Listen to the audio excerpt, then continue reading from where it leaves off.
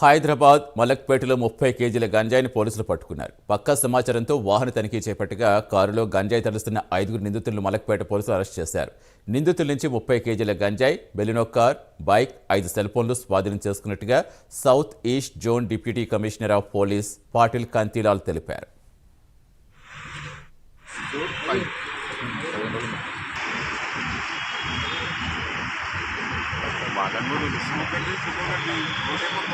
Motor cycle ఏమో ఇష్టం వచ్చినట్టు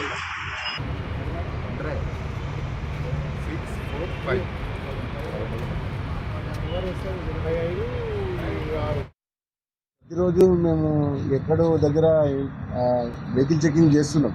రాత్రులైనా సరే, దినాలైనా సరే, ఎన్ని ఇల్లీగల్ యాక్టివిటీస్ కాకుండా. నిన్న కొంత ఇన్ఫర్మేషన్ వచ్చింది, వెహికల్ చెకింగ్ పెట్టించినాము గడ్డియానారంలో. SI Naveen Kumar and staff, ఇంకా కొంతమంది టాస్క్ ఫోర్స్ వాళ్ళు కూడా ఉండేది దీంట్లో.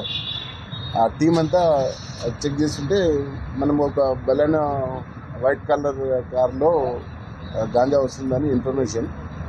దాన్ని వెహికల్ చెకింగ్లో పట్టుకున్నాం. దాంట్లో ఒక 30 కేజెస్ గాంజా దొరికింది. దాంతోపాటు ఒక 5 మంది ఉన్నారు.